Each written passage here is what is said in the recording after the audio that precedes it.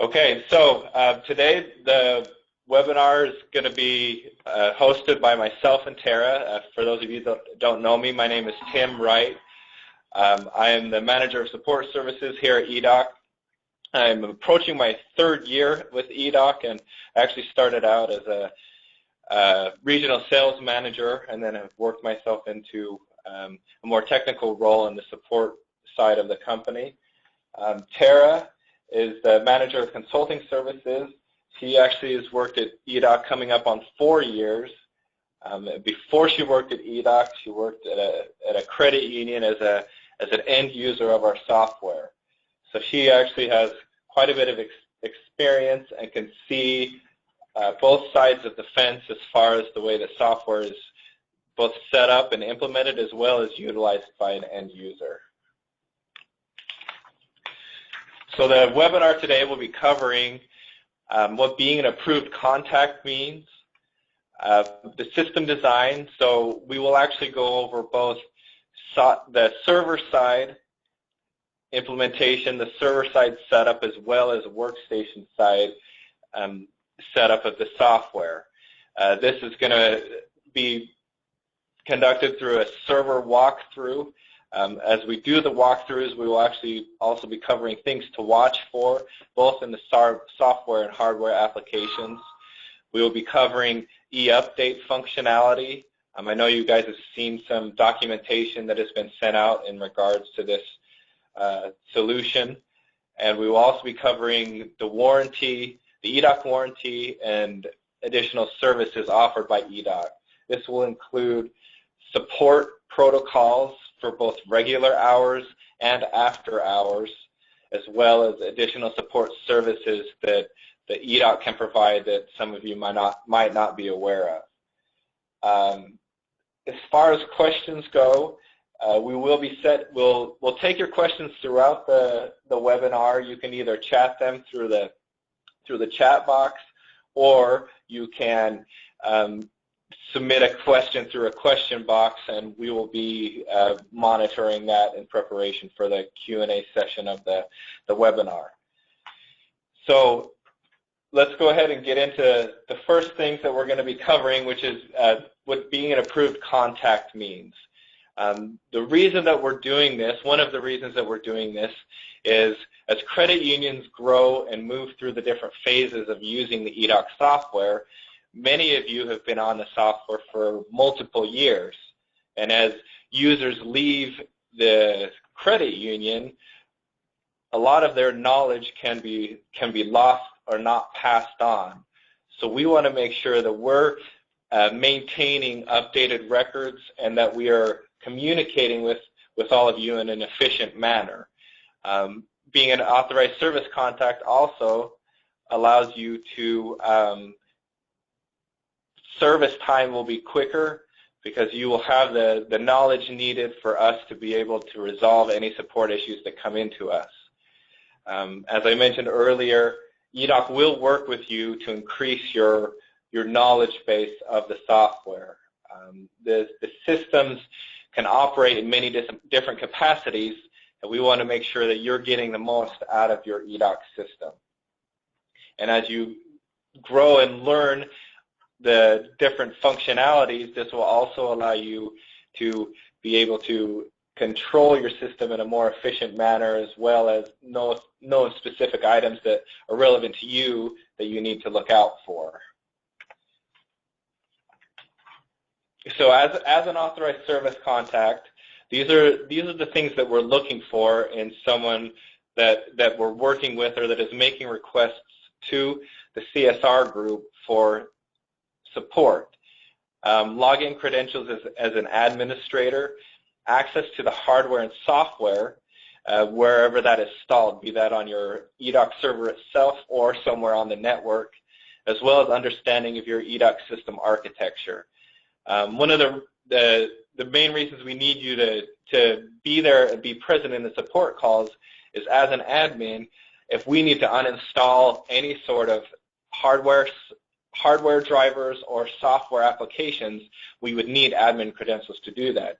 So if we have a regular user call in and say, you know, this is broken, and we get into the troubleshooting process, we can only go so far without the proper credentials in place. Also, we want to note that the knowledge of your organization's internal policies will determine how you use and manage the system. One of the things we'll be covering later is archive job control, and this is one of the applications where it allows you to archive and purge any sort of overdue or past retention periods documents, and this will be up to you to know what those retention periods are. We also want to be able to escalate any issues that we run into if we need to bring in additional technical support staff to any of the calls that we encounter. Another thing that we want to work on is, basic understanding of problems that are being reported. So, for example, can you replicate this issue as an admin user? Is the issue global, or is it tied to just one workstation? And we want to be able to get an understanding of the scope of the problem to aid in any troubleshooting that we do throughout our support calls. So one of the things that we have for you as far as helping you move along in your understanding and knowledge of the software is we have the Client Center.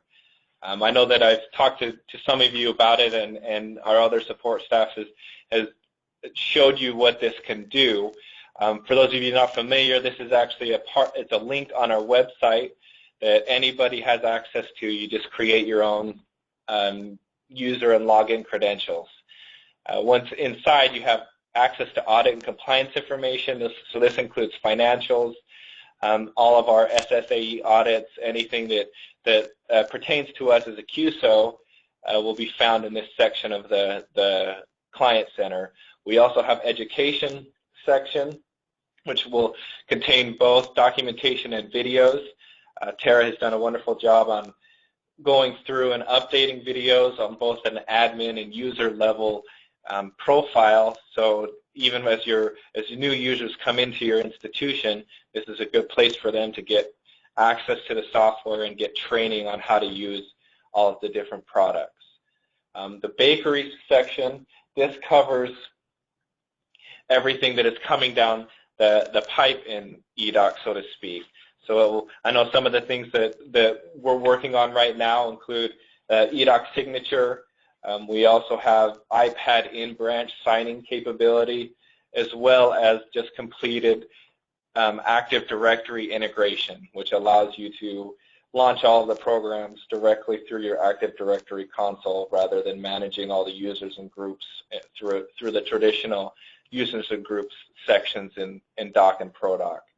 We also have documentation, which covers all of the different products, as well as both an admin and user guides are contained in there as well.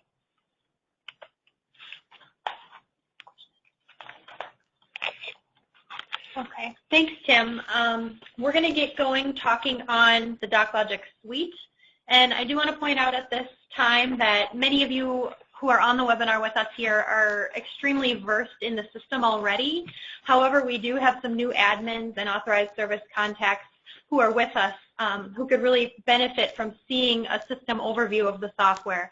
So if you're very familiar with the administration or don't really need a review of the software, feel free to check your email or do what you need to do, but please do come back within 15 minutes or so, because we will be covering at the end important information on new features that we're rolling out and some support options. So by all means, feel free to take the next 15 minutes or so if you're versed, but please come back. So this will be a mid-level introduction to our softwares and services, and then we're going to go through our mock server here that we have, showing you how things are set up, what to look for, etc.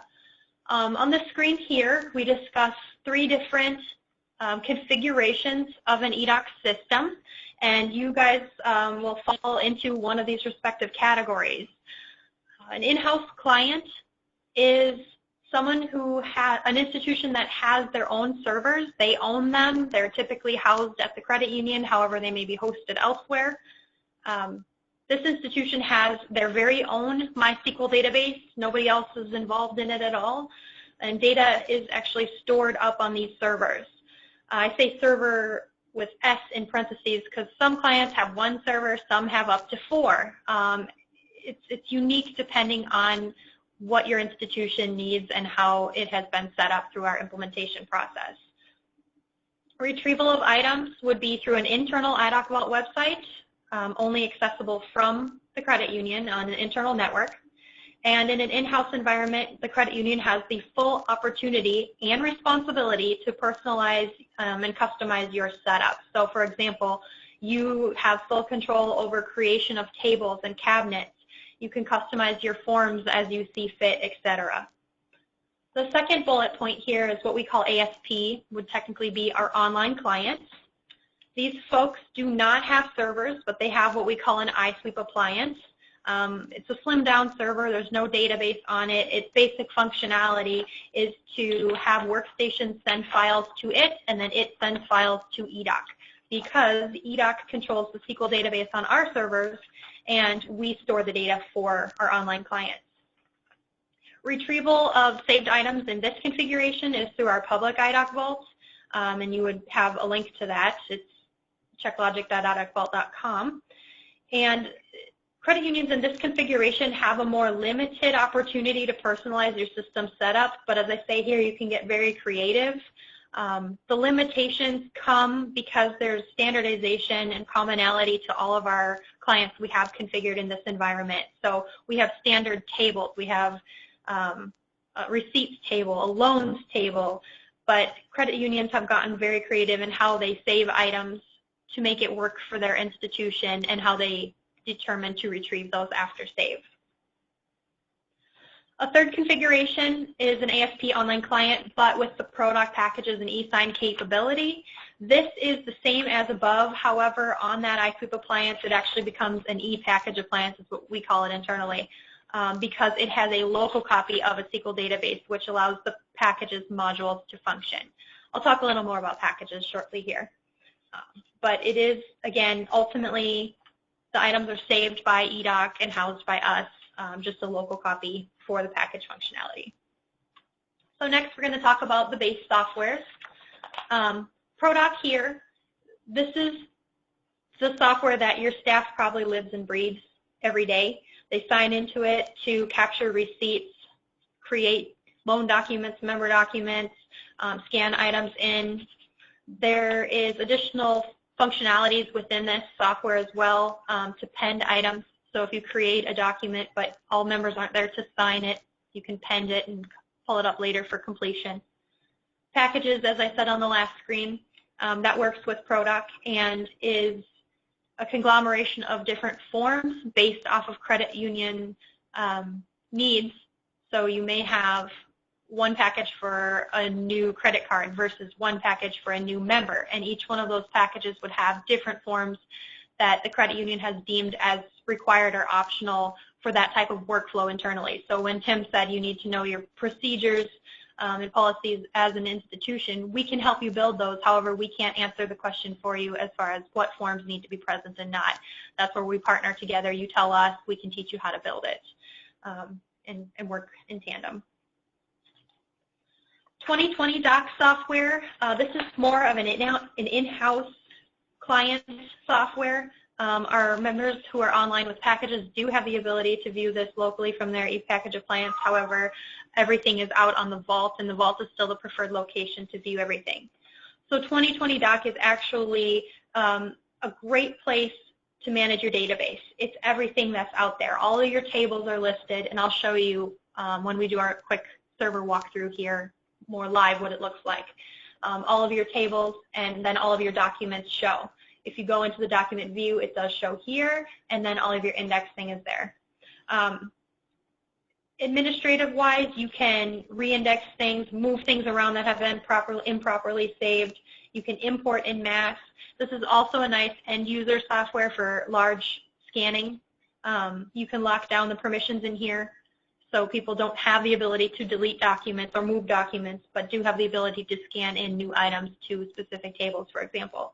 So while it is a great database management tool, keep in mind as an in-house client that you may want some of your end users to have access to this because it's way faster than scanning in ProDoc, for example.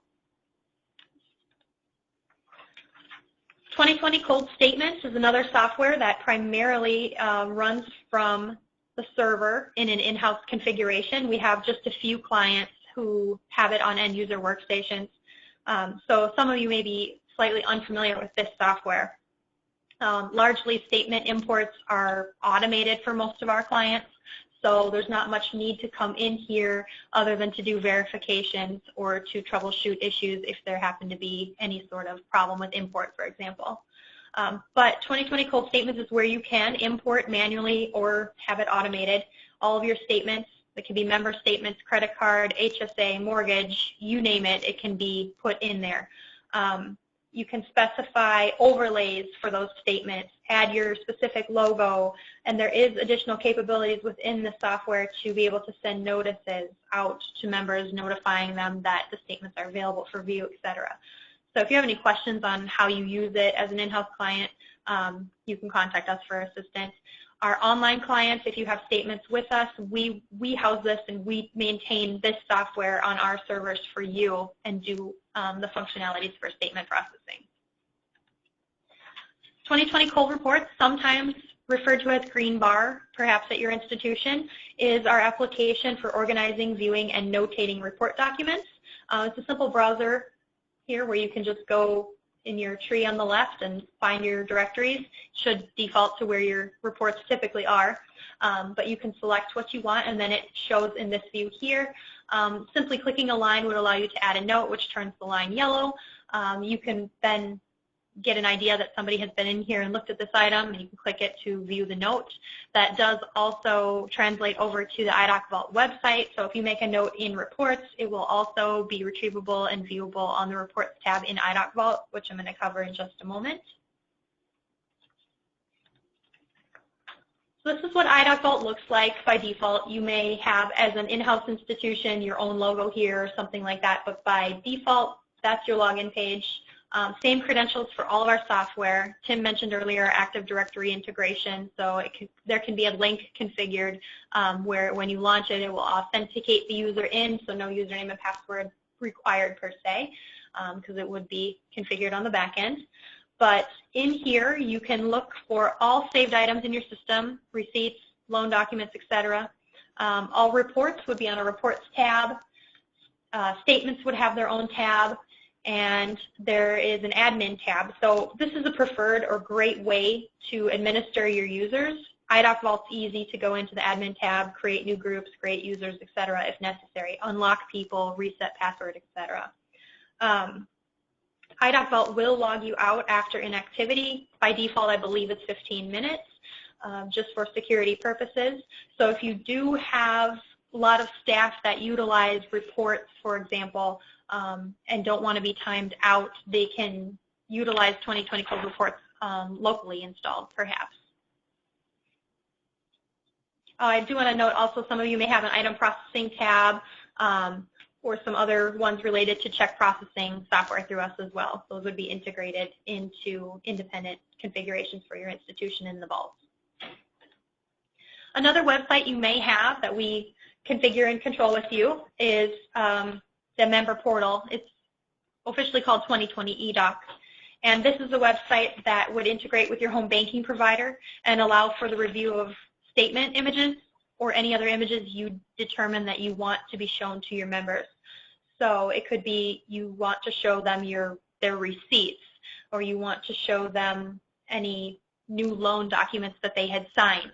All configurable based off of how you save items to tables, and we can configure that for our online clients that we host the sites for. In-house clients can configure that as well. Now this is running on a separate server. This would be what we commonly call your web server in your DMZ external, so publicly accessible for your members.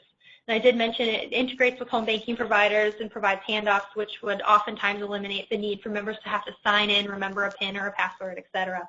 So they would be able to just click the link within the home banking and be automatically authenticated into the portal.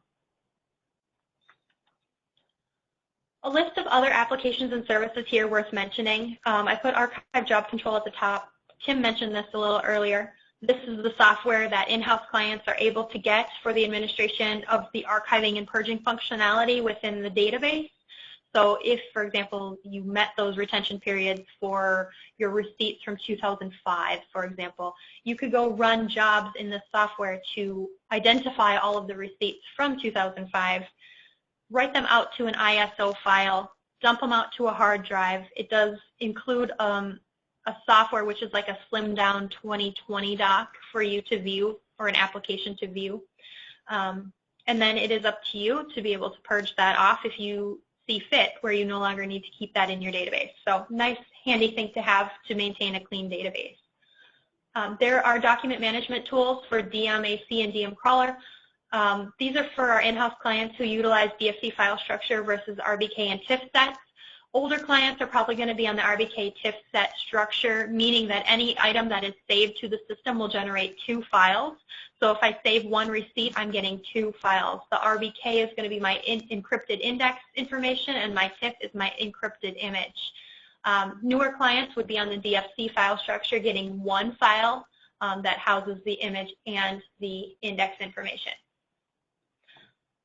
The next 2 services kind of work in tandem, Document Server and Security Manager.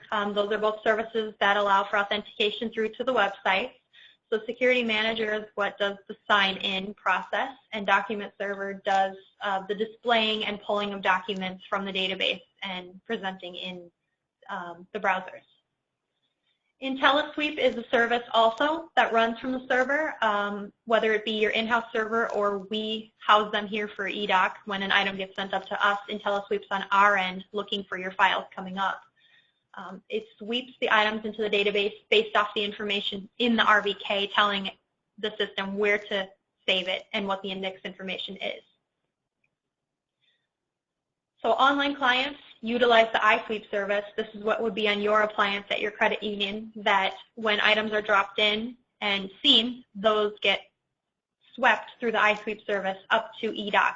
We do have some clients, just a few I think, that may still have iSweeps in use at an in-house level, where they would be utilizing them at branch offices, possibly with smaller network connections, lower bandwidth, to be able to sweep items to the main branch for import there versus doing a direct write of those documents up to the main server. eUpdate is a service. Tim's going to talk more about that here. We're doing a lot of improvements, but it's a management tool for workstation control and update. Excuse me. And then there's CheckLogic products, which is for check processing and electronic image forward processing as well.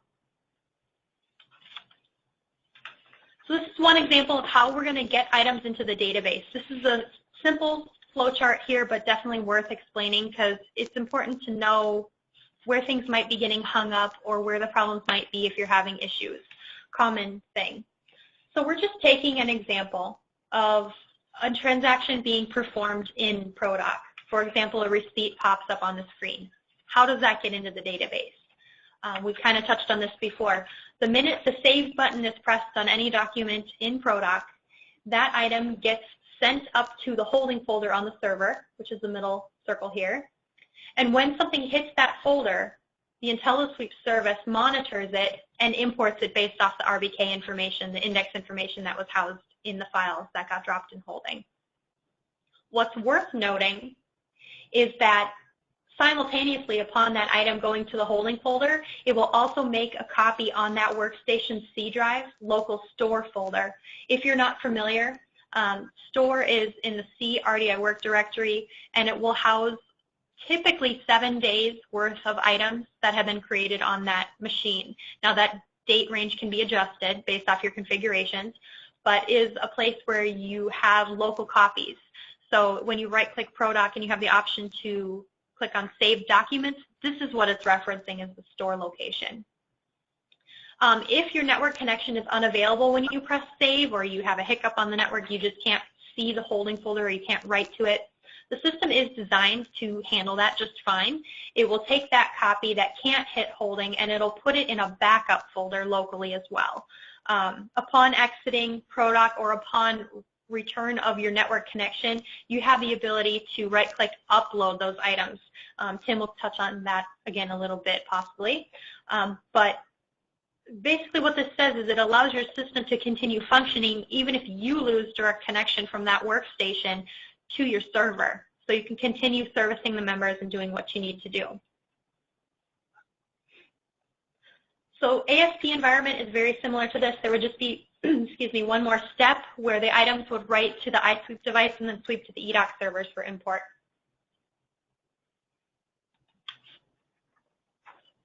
So we're just going to do a real quick server walkthrough and workstation walkthrough just to talk about where the applications and services live, as well as some things to possibly monitor.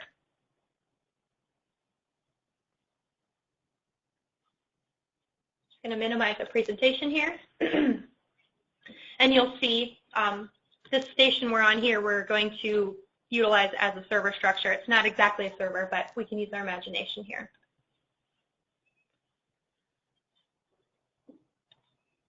So your database is going to live on the C. Again, this is aimed towards in-house clients, but this would also be how it's set up pretty much on the eDOC server as well on our end. So in C, program files, that's where your database is going to live, your MySQL database. You don't need to do much with that. Once it's up and running, it's up and running. If you need to do anything with it, recommend contacting us. We can do professional services or walk you through stuff if necessary. But off of the program files directory, there's a doc logic area. This is where all the services and base applications that we discussed earlier are installed. 2020 doc, reports, statements, ProDoc, they're all in here, as well as IntelliSweep, document server, security manager.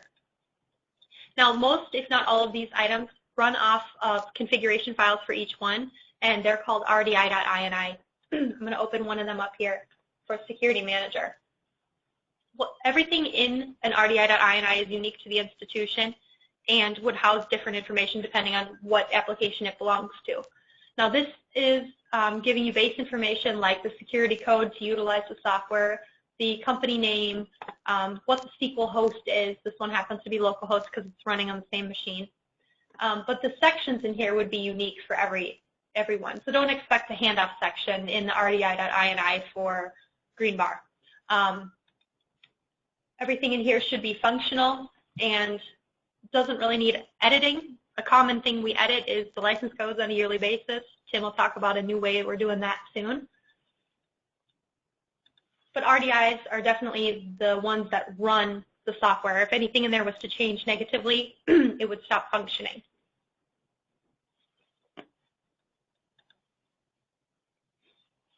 Now, I don't have a data drive on here. A typical server would. But we're going to go in to what we can pretend is a data drive. And I just want to show you some common features of what you need to know or become familiar with as an approved contact, or things we may commonly ask you about when you call in for support. Being able to get us to this directory will often accomplish what we need, but common things to watch. The control directory. This directory houses all of the important things for your institution. Config files for all of your forms, which would be the prodoc.def file. Excuse me. For your packages, the packages.ini controls every form that goes in every package, whether it's required or optional. You don't really need to dig into these files because they're not going to look like much in a written out fashion. We do have interfaces for them. So if we wanted to edit packages, we'd go in here to the setup and there's configure package types. So there's ways around it. Just want to let you know this control directory is where they save to. You'll find SIC files. Those are for your statement imports for different types. So I have an RDI demo file for a statement. I have a member statement SIC file. Control folder is very important. It houses lots of stuff. In here there may also be graphics and information for your statements as well. Holding, we talked about this before. This is where items would write up from workstations, and they would sit out here in folders based off of name of form or receipt. And then the user, and then if there are items in here, clearly we have these that aren't being swept in. So not that you have to go into here, just want to show you the structure. Images is the directory where things ultimately get saved. You'll see the RBK and TIFF set, so this workstation here is on the older structure, not using DFC files. If I try to open that TIFF, though, I'm going to get an error because it is encrypted. Just want to point that out, that if people can browse to it, it's still encrypted. You need to view these items through the software. Reports and statements, these are where the index files and statement files actually live, or your report files. Again, they don't mean anything here, but you can view them through the software. And then the upgrade folder is where you push out new versions of software at this point. Any changes to workstations you want to push down, ProDoc and other stations will check, or other softwares will check this directory upon exit to see if you as an admin have pushed any changes or worked with us to do so.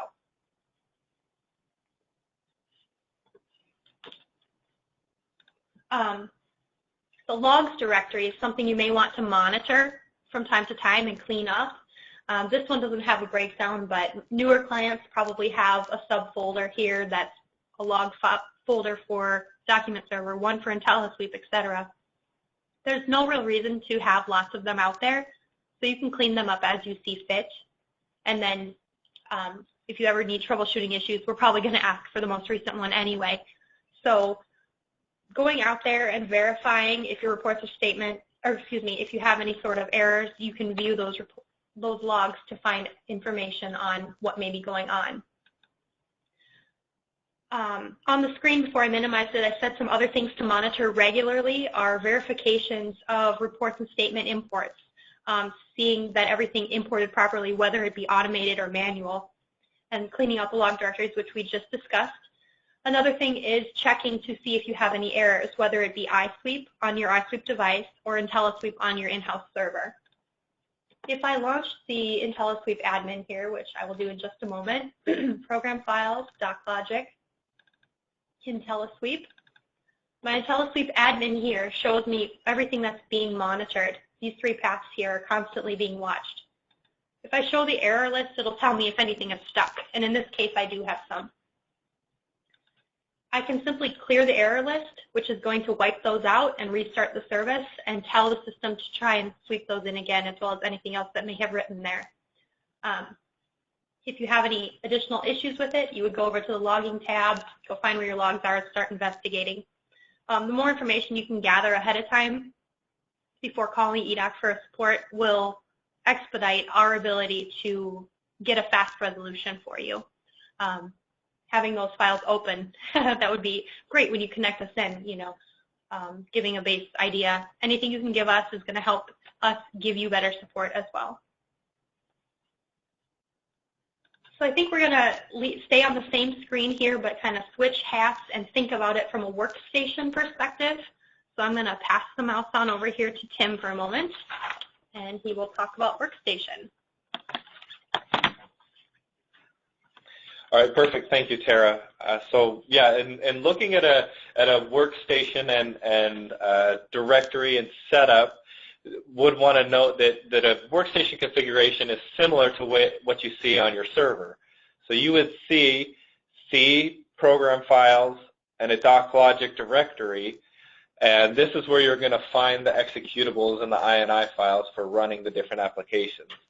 So since this is functioning as both a server and a workstation, it has the functionality of housing both sets of files. But on a normal workstation, you would most likely see a ProDoc folder and a 2020 doc folder.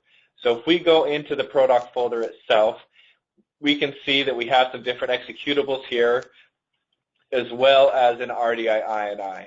So this is these two pieces are what helps run the ProDoc application. Now there are some auxiliary files that ProDoc requires to run properly, but without an INI file and without an executable, you can't even launch the application. So when we're troubleshooting, common issues will be like, hey, I have an INI that is broken, and I need to get to another workstation and find a working one. So when we're talking about the RDI INI, this would be the directory to look for that. Tara had mentioned earlier the RDI work directory. So again, this is in the C drive on the local machine and in RDI work. So here we have the two different locations that Tara talked about. We have a local store and we have a backup. We also have a priv PDoc folder. So this houses all of the local configurations, both for packages and for forms and for ProDoc itself. So the good thing about ProDoc is the ProDoc and other applications we keep local copies of config files on the workstation. So this allows you to continue to work even if you are at a remote location or if you're having network connectivity issues. So everything will continue. You'll be able to save, you'll be able to create, you'll be able to continue to work as normal, and then once the workstation is able to reconnect with the server, recommunicate with the holding directory, then files will start to move again. And you will get prompts when you're working locally that your connectivity is lost. And if you hit save, you'll get an error saying could not connect to database. Is it okay if we save a local copy? And you can hit OK on that, and then the next time the user is able to connect, they can come in here and click upload, and this will force the files from the local machine to go up to the server for processing. One thing we would want to mention as best practice is that upon shutdown every night, that your users are not hitting shutdown in Windows, that they are exiting ProDoc completely as part of their process. ProDoc is set up to run a batch file upon exit, and that will pull down any new changes that are in the control folder and the upgrade folder on the server. So if users are having issues, if you're looking at pushing out updates, those updates do not happen until your user completely exits ProDoc and that batch file is kicked off to run. So in working through ProDoc, those are some of the things that you want to look for, is if files are not moving, or if people are saying, hey, I can't see this document in eDOC Vault. It could be that it's stuck on their local machine, or it never made it from the local machine, as when they were processing they had issues connecting with the server. Another thing that we will be working with on a local workstation level is eUpdate. And I know that we've mentioned this in some of our support calls, and I know we've sent out some documentation on this. So we'll get into what eUpdate is and what it is going to be able to allow the credit union to do. So the first thing is that eUpdate is it's a service on your local machine that basically is checking into a server that we have here as eDOC, and it's our eUpdate eDOC server. And what happens is when the service is installed on a local machine, we can then see those machines checking into the eUpdate site. So we can see for this control ID, which is our test control ID, these workstations are all checking in. So in the case of a credit union, we would have your control ID, whether it be an RDI or EDI or CUA, and then your institution number, and we'd be able to see all of your workstations. When this checks in, we're able to verify any file settings, products installed, etc. And I can show what that looks like.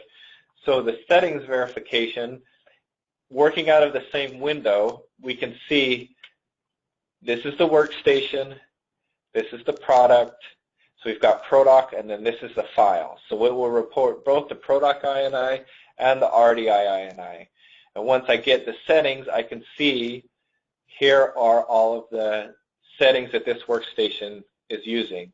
So this is useful as different workstations are going to be configured differently. So your teller line may have different hardware components and as far as signature pads and scanners and printers, as opposed to someone in your lending area. And so this will be a good place to tell what users and configurations are set up for specific workstations. And we're also able to use the eUpdate console to submit changes to your user workstations.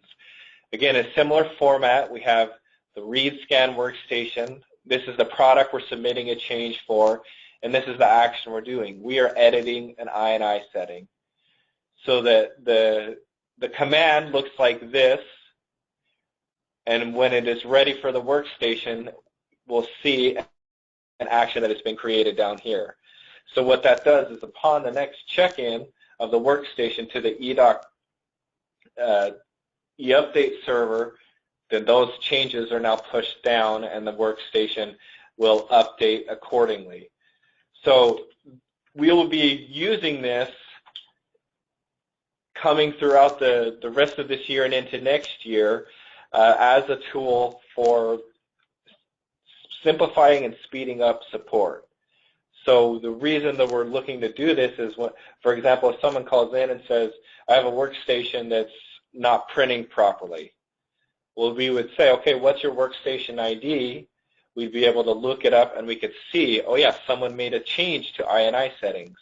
Someone made a change to the ProDoc INI, and be able to troubleshoot without even having to physically connect into the machine, and we could tell that changes were made or that there's errors that are occurring. This also allows us to verify that the users that are calling in for support have access to the machines that we're troubleshooting. As far as support protocol, starting September 1st, we will be asking for workstation IDs as part of support calls, whether they be through email, through phone, or through chat.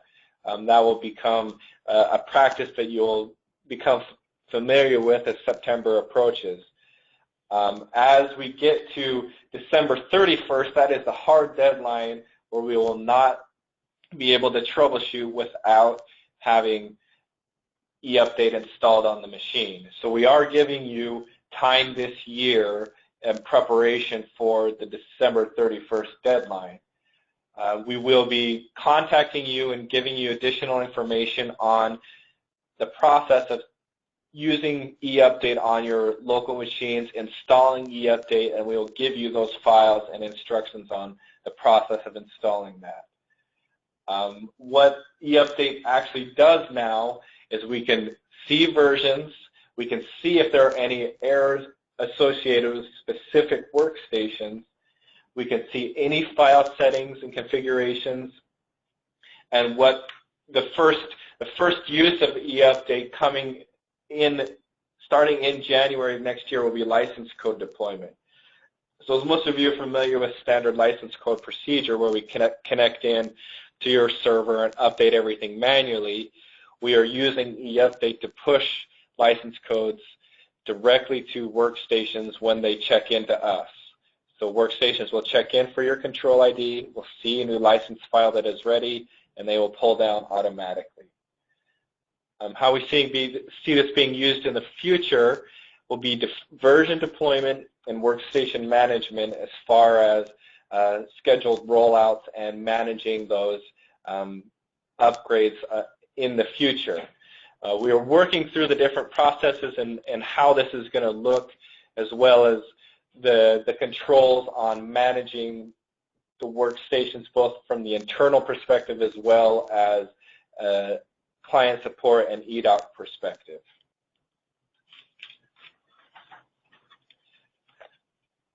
So I do see that there's a few different questions on eUpdate and on managing the workstations that we will get into at the end of the webinar. So thank you for your patience. We will be getting to those.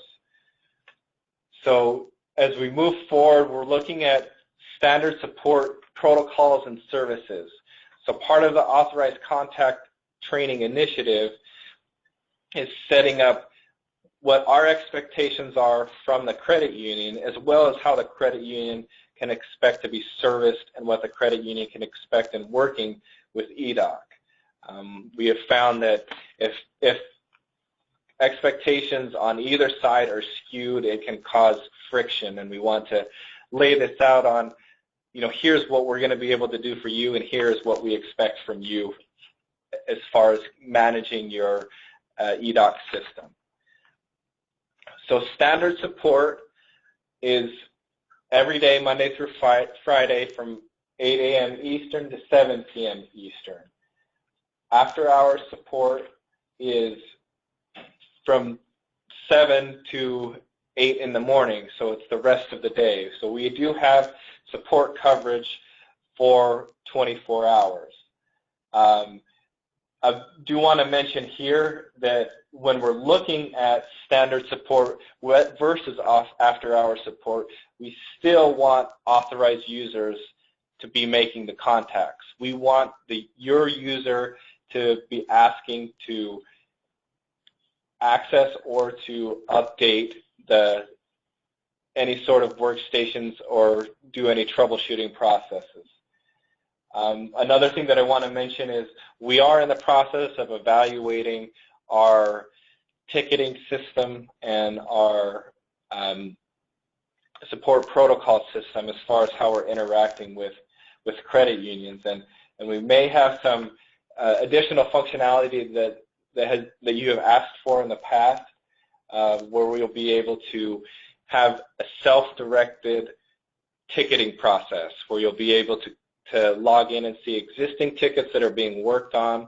You'd be able to see tickets that are outstanding as well as resolutions from previous tickets. Again, this is something that we're looking at right now, but we know that there's a need for it, and we'll have more in the coming months on this. So when we're talking about contacting support, there are 4 different methods on how these will be processed. So telephone is the emergency contact way of interacting with eDOC. If your system is down, call us and we can get on it as soon as possible. As we move through the next thing, we have web form. So this is a preferred method for non-emergency issues. This allows us to get more detail as to the products that are having problems and the things that we need to do to begin resolution. We also have chat, where many of you are familiar with using a chat to interact with our support team, and email. And here I want to mention that I know that we've gone through many different support representatives in the past years, and many of you have worked with different people throughout your implementations as well as regular support calls, and you feel comfortable working with a certain person, or you've always gone to that person for questions or support. And I do want to mention that we have ran into issues with that in the past, where if you have an issue and you contact only one person, that person could be on vacation, could be sick out of the office, or could be assigned to another project here internally and would not be available to assist you immediately. And if it's an emergency, then it becomes an escalation issue where you guys are down and no one at eDOC knows that there's a problem. So we have the general support email, the csr@edoclogic.com, because this allows multiple eyes to be aware of the issue. This allows us to go through the escalation process and to make sure that no questions or problems fall through the cracks. Great. Thank you, Tim. We're going to get into talking a little bit more about the after-hours support, just to clarify what that is and what that isn't. It's written out in all of your contracts with us, but we just want to cover it a little bit more in depth. So what is covered in standard after-hours support is when you have the inability to present items to your members for the most part. If your web portal is down, your e-statement site, if you're unable to get your members their information on their machines, then we're going to connect in and fix that for you. If they can't see their statements, that's clearly an issue and a service down issue. Similar for e-sign. If you're trying to send documents out to a member and it's not working, that is definitely going to be covered, and you contact us. As Tim mentioned before, and I have in red here in the middle, after-hours requests must still be authorized from you guys, from your authorized service contacts at the credit union level. It doesn't matter if it's during the day or after. You guys are the go-to folks, so hopefully you would be able to take care of some items that a teller or a lender may be reaching out to us that you could actually resolve. Things that are not covered are outlined above. After hours support is not for software failures of scanning or for installation failures or system configuration changes, password resets, hardware failures, form configuration changes, or any sort of database management. Now, for items like system configuration changes and database management issues, those are larger projects typically. If you know you have that coming up, let us know ahead of time. Let us coordinate that and schedule that with you. A lot of that's going to be subject to our professional services charges, but definitely better than having to reach us after the fact, after something has gone haywire. If you do need after-hours support, we can still work with you at a premium or the platinum after-hours support. Actually, let me minimize this again, and I'm going to take you out to our website and show you how that you can get to this URL to request support, because this is the place and the way to request support from us after hours. So our website is edoclogic.com. Most of you are probably familiar with that. Just waiting on my browser here.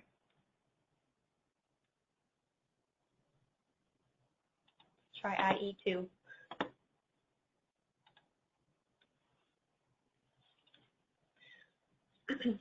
Whenever it decides to load here, we're going to be going to edoclogic.com and selecting the support button in the middle. Then there's a little area for contacting support.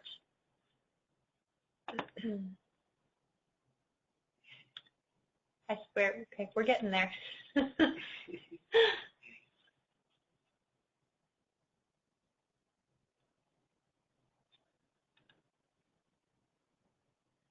Well, it's spinning, it's thinking about it. I'm going to bring up the presentation, and if it pops up, I'll pull that up. Anyway, again, going through the levels, it's edoclogic.com. There's a support section in the middle, just to the left of where we can click for live support or chatting. And from there, you would click the contact support information, which would pull up basically what I had here.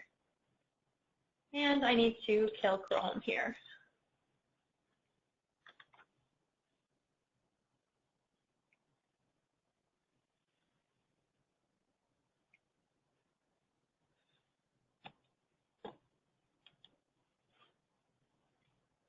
Okay. I'm going to have Tim close that down as I continue talking to you guys. Internet's coming up finally. Okay. Again, basically what that pulls up and reads to you once you click on that contact support information is it tells you where you would, we need your username, credit union name, your name, what product you need assistance with. It will spell out in there everything that is not covered, which I just said, software failures, password resets, etc. Your staff should be communicating that through you, and hopefully you would be able to resolve and not need eDOC's assistance. But there is a checkbox down there that tells you you can continue to send that request through to us, and it would require 2 hours minimum at our after-hours rate of $250 per hour, subject to change, obviously, but that is what it is at this point. So you would use your discretion. If you do absolutely need assistance, that support link is there for us. It's coming up. It's coming up. We can just go back to the PowerPoint. I'll pull that up at the end for you folks while questions are being requested. Sorry about that hiccup here. All right, we're getting back to it. Okay, our next screen here talks about additional services that we do offer. These are not standard items in contracts, but are services we can teach you how to do. And then if you opt to not do them, we can do for you at a charge. So for example, form changes or any updates you want to your form, if you want to change an overlay on your form or a template, we can do that for you. Our preferred method is to help you guys help yourselves and help your organization. So whether you're an in-house client or an online client, we can teach you how to do this. But these services are here for your use. we're here to help. You know, we have the knowledge to do so, and if you deem that you would rather have us perform these tasks, absolutely, just reach out and let us know.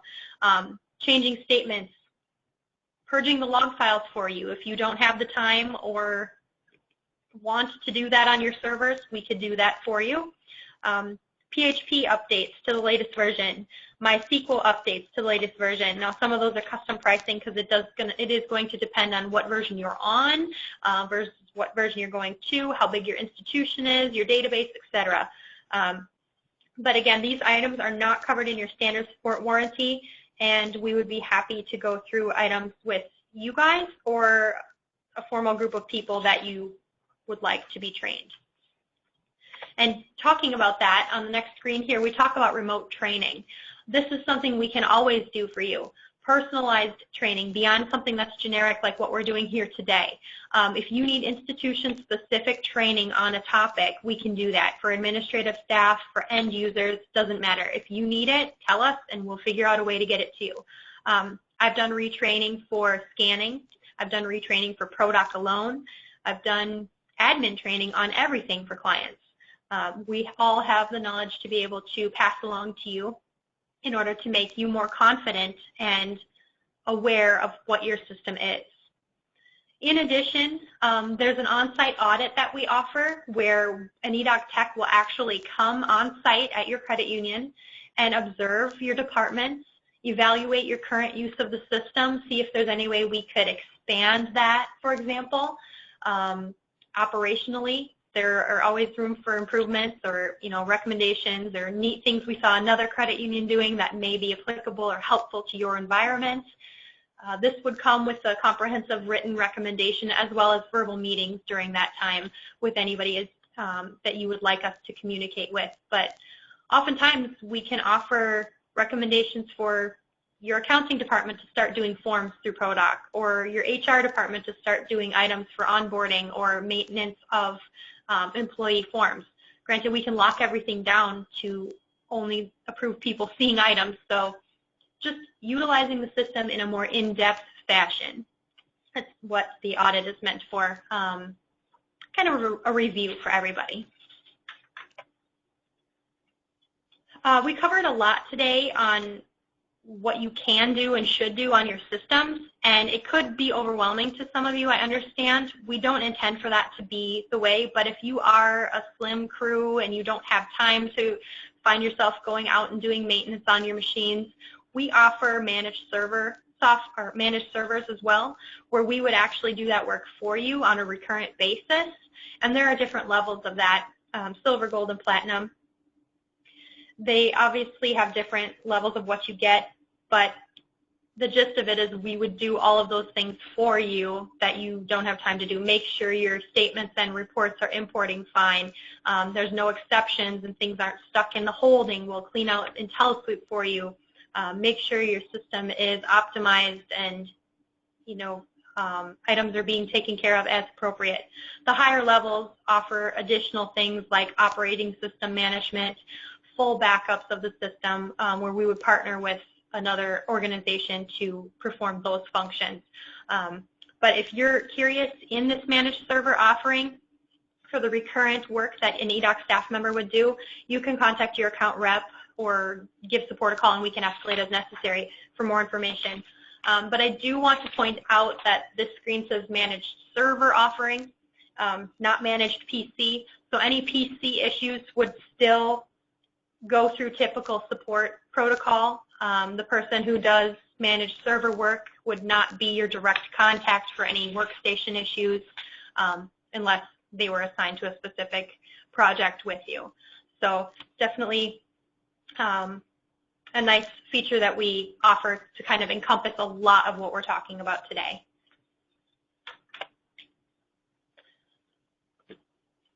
So the reason we covered all of this, and we thank you all for attending the session, is because we're here to help you. You know, you've been approved as the people that are the go-to folks at your credit union, and we want to help you understand the systems in order to provide the end users a quicker resolution or more support to them.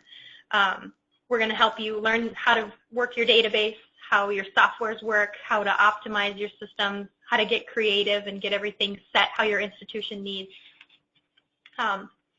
And we wouldn't be here if it weren't for you. So we're definitely going to be always available to help you, and we're in this together, and we'll help you in any way we possibly can. So at this point, we have recorded this session, and we're going to continue doing so. But we thank you all for attending, and we're going to open it up. Tim said there were some questions, so I believe we're going to unmute you all if possible here. Otherwise, keep chatting in questions, and we'll take it from here. Thank you, folks.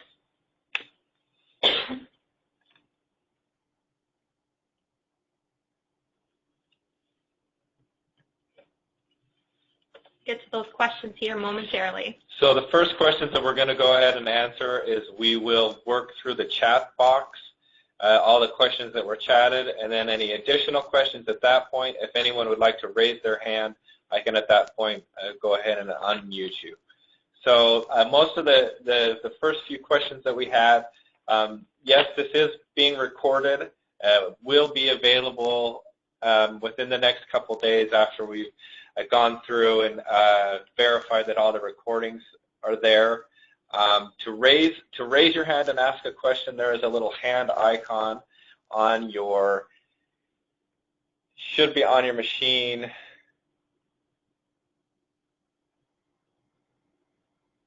No. We can just chat. I'm not seeing it here, so we can just go ahead and chat that. So yes, this is recorded. Yes, we will also be making available the slideshow presentation, so you can give it to any additional users that have not been able to attend this meeting. So the first question we have that is not directly related to whether this has been a recording or not. There's a user that asked a question. I find myself using the upgrade folder to push out new form templates and TIFF files. Should this be an automatic process?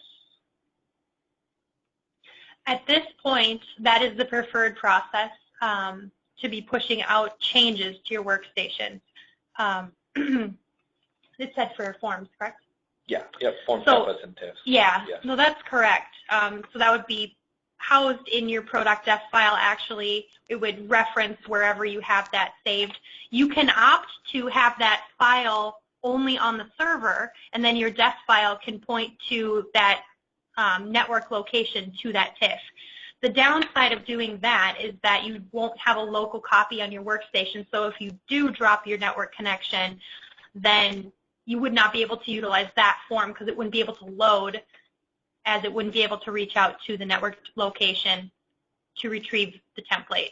So I would say you are utilizing it in today's best practice at this point in order to maintain downtime possibility as well. In the future, there may be integration in that in eUpdate. However, at this point, that is not functional. Thank you, Tara. And the next two questions that we have are in regards to eUpdate. So the admin portal of the website is currently available to our in-house users here at eDOC. We're working on building the credit union facing side. I do not have an ETA on that. I'm working with Mark to look into that and see when that will be ready. The eUpdate itself currently monitors all of our applications. We had a question about whether it updates and monitors MySQL. At this point, it does not. That is something that we're working through as we develop this software. I do know that we have, as far as MySQL goes, that we do have logic in place right now in development that will be pointing workstations and pointing applications directly to the SQL database to get updates and changes. So in the future, SQL will be utilized more in the eUpdate process. eUpdate will be installed.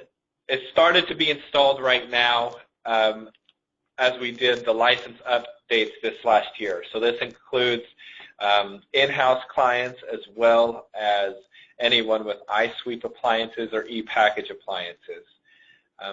If you have a question about whether or not it's been installed and running at your institution, feel free to reach out to me. I've been working on this project, and I've been working on all the verification that workstations are checking in.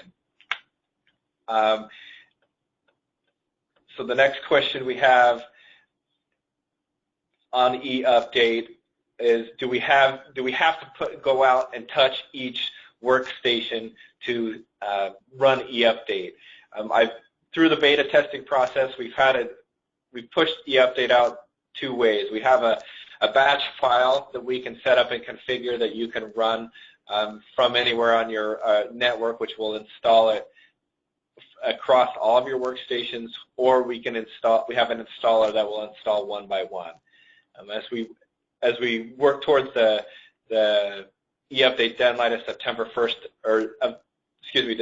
31st, we'll be submitting additional announcements and additional documentation on that.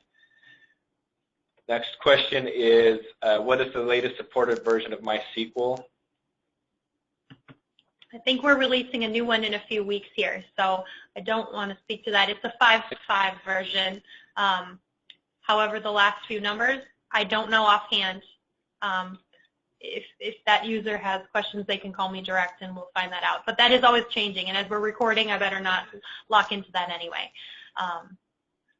5.542 is the latest supported version. Okay, that might be changing in right, our next in May, right? Yep. Yes. So it's always changing. We're testing and keeping up with versions. However, if you're on a 5.1 or a 5.0, it's definitely recommended to get with us and get that updated. I know there's some vulnerabilities on some older versions, and that would be a professional service in that custom charge column that we talked about before, because that would be a larger scope project. So a 5.5.x to a 5.5. Whatever we support is a minor upgrade. Still recommended. We can do that for you, but yeah, contact us directly if you have questions, and we can give you information on at that time, the latest supported versions. Okay, thank you. The next question we have, in using the CSR support email address, does anyone at a higher level get those emails, or just front support phone staff? Yes, it does. So it continues to say we do not mind using the email to start an issue, but we'll escalate as we feel necessary. So the eDOC CSR support goes to both level 1, level 2, and implementations, as well as Mark gets it and Carl gets it. So everywhere from the VP level down has eyes on the CSR support email. So depending on what the issue is, it can be assigned to the specific team or person that needs to resolve the issue. So that is why we recommend using that as our for your request, because we have multiple eyes across all different levels that are monitoring that email string. The next question, can we convert to DMAC file structure, and what is the benefit to doing so, or is it even necessary? Yeah, all of our new implementations are going to DFC structures. It's one file versus two that gets sent up. There's a list of complete functionality on that available on our Client Center if you want to read up more on that. The benefit to it, I mean, it's encrypted differently, obviously secure. Without having the paper in front of me, though, I would not be able to give you a ton of specifics on that. All of our new clients are being implemented with it, and I was able to get the internet up here. So if you guys are still viewing the session here, you can go right here on our website, edoclogic.com, to the Client Center. This is where you could sign up to get to that location that Tim had showed you earlier. There should be a section in the documentation portion that will give you more details on that, and you can call us for more specifics beyond. While I have this up, I want to real quick show what I wasn't able to before. So this was how you as approved contacts can reach out and get the after-hours support if necessary. So I'm going to actually zoom in because it's slightly small here. Okay, make this big. So on our main page here in the navigation section, if you click support, there's an option to contact eDOC support. This is going to launch a new page here that gives you a lot of the details we talked about today, telling you how to contact us, you know, typically throughout the day. Here's our link to our direct connection for web chat, etc. Here's the info for emailing after hours. However, the preferred method is to click here. This is the after hours support, because this is going to give more information to the people who receive that request. So what I said before, you need to input your credit union name, your contact name, phone number to reach you at. I mean, if it's the middle of the night, give us your cell phone, not your office number. Just make sure that's a number you can be reached at. It'll ask you what software. You know, this isn't a complete list, but you have other at the bottom if your statements are affected, for example. How many users are affected? If it is one user that can't send out e-sign and you can go to a different workstation and it's not having problems there, you know, obviously you could try that first prior to having to possibly pay eDOC for that.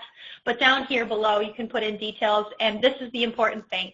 You agree and understand that, you know, anything that is not covered, which I talked about before in standard warranty, in standard support, is $250 per hour, or the then published after hours rate with a 2-hour minimum. So if you need us to reset a password for your teller because you can't, you know, if that can't wait till Monday, technically it should be $250 for 2 hours minimum. So if stuff can wait till Monday, or if stuff is not earth-shattering, or you have ways around it to go to different locations, you know, we don't want to be gouging you guys, but there's a reason that this is not supported in typical after-hours time.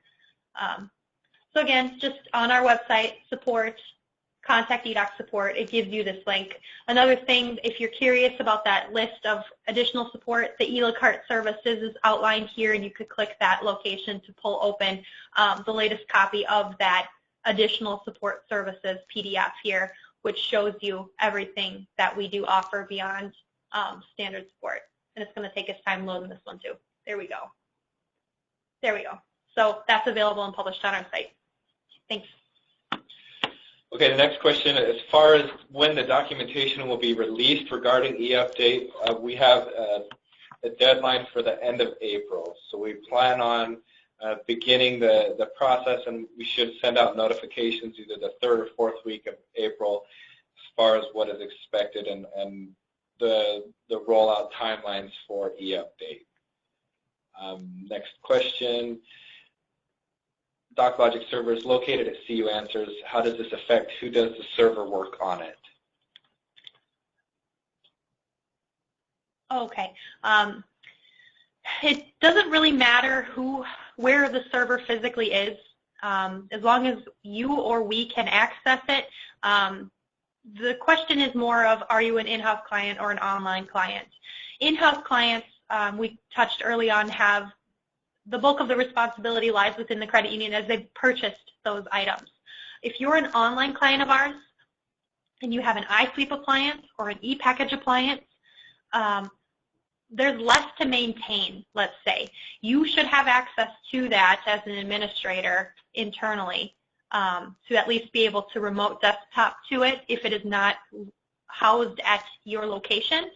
So if there's any question, if you need credentials with that, you may need to work with your IT team or whoever you have that hosted with. Again, that's kind of a unique architecture that may be different from every single client to another. So if my explanation here didn't clarify enough, feel free to give me a call direct and we'll figure that out for you, whoever asked that question. Okay? Okay, thank you. Next question, is there an ETA as to when you will support higher end IE Explorer versions like IE 11?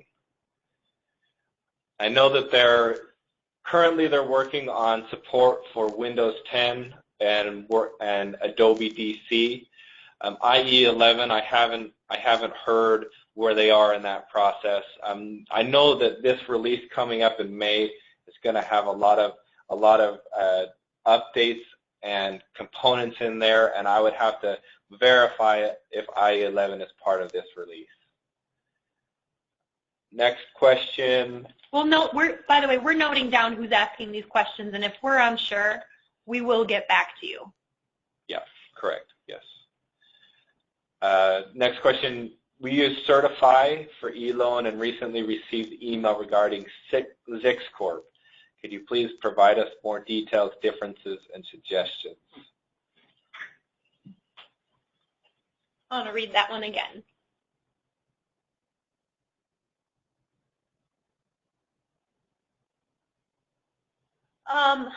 If I'm understanding this correctly, the Zix Corp portion is throwing me here.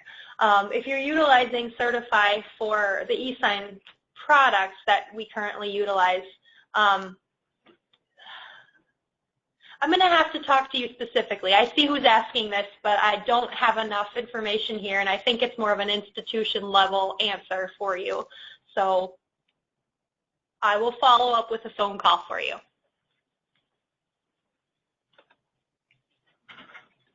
Okay, the next question we have is actually, I may have to contact this person offline and get additional information. The question is, I may have missed it, but is there any fix-all for the frontline doc submissions? 30-plus users submitting docs all day, every day. They're not ideal for retention, access, or accuracy. So I'll have to contact the user on that one.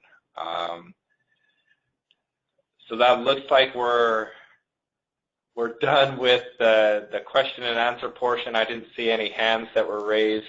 Are there any additional questions that are outstanding or that you would like to ask either Tara or myself?